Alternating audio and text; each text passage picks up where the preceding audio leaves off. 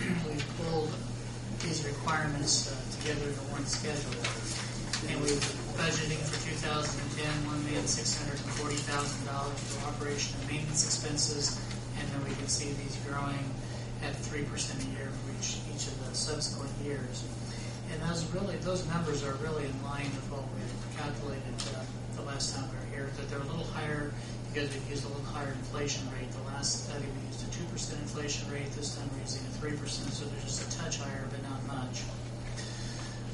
Debt service needs, that's simply the bond, principal, and interest payments that are not being covered by the TIF.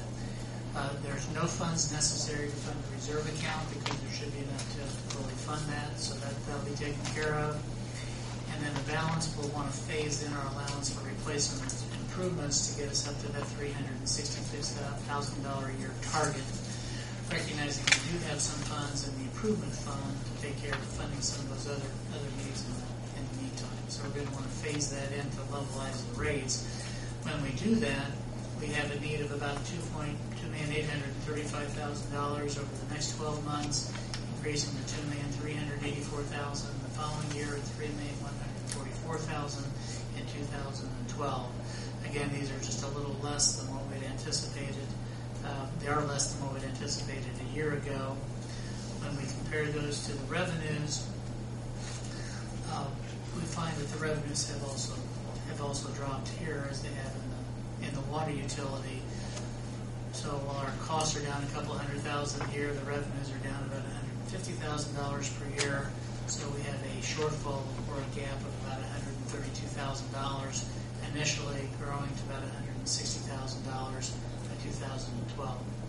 Now, just as a note, remember the last time we discussed the sprinkler credit. So for wastewater users, when usage typically goes up in the summer months, we'll be able to use an average of the winter months' usage for billing purposes for those users during that summer time. Have been getting that, receiving that in the past. Yep. That's something new. That is something new. You get the people watering their garden, watering their lawn, washing their cars, pumping off their swimming pools, where they're not charged for sewer.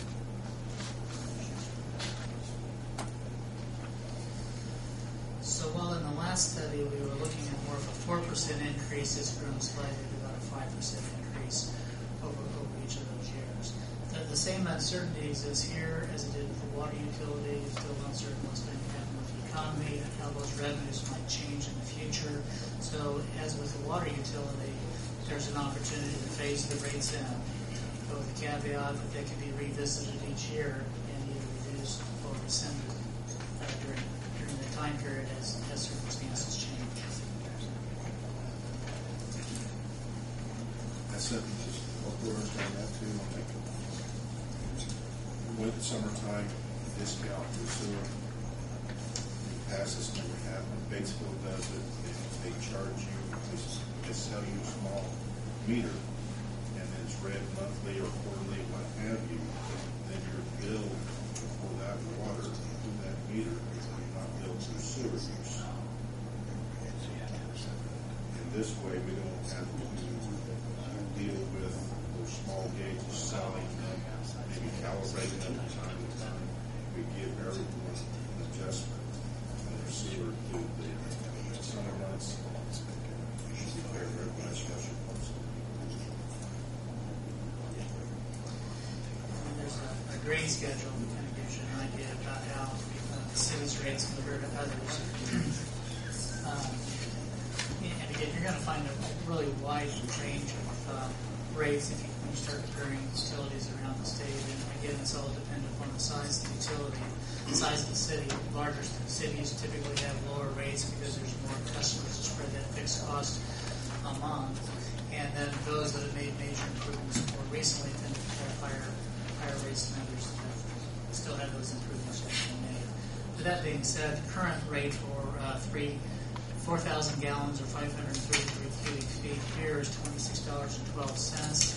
That would grow to $27.43 with a 5% increase. And then would grow to $28.82 with a second 5% increase. And then would grow to $30.24 with a third increase. And so you're going to find with those rates, you're going to be pretty average for communities of your size. communities that have lower rates, but you're going to find communities that have higher rates as well. But it's within a range of what we would typically expect for a community this size.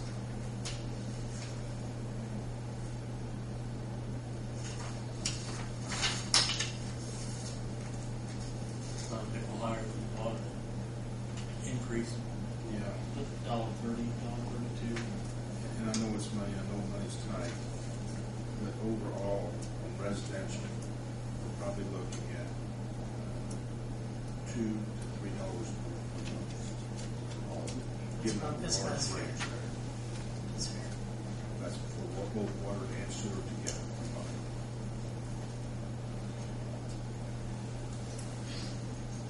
Which could be reduced if there's a way next year or the year after.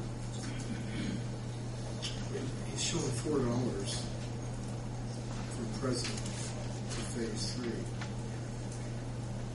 At this 4,000 gallons usage, did we say we're above 4,000 probably as an average? So, Our average sewer bill is about, well, yeah, she's about $42 a month. Yeah. And that's, that includes every water and industrial. Well, no, just sewer, yeah.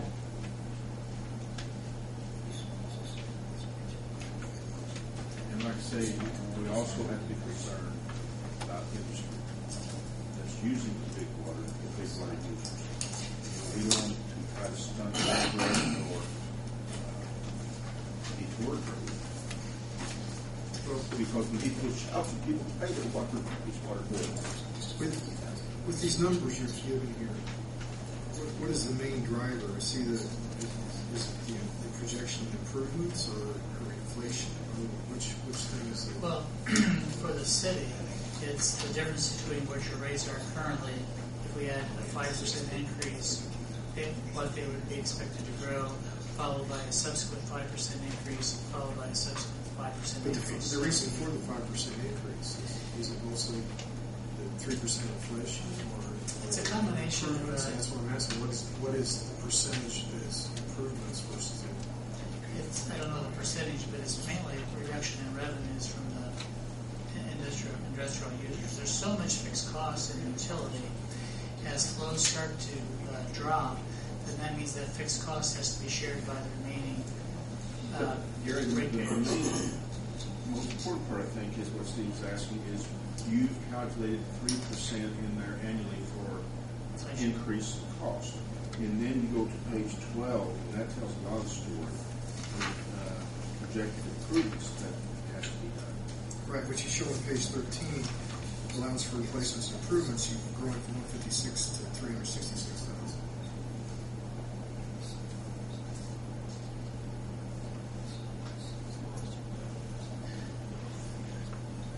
Well, I think it's a combination of all those.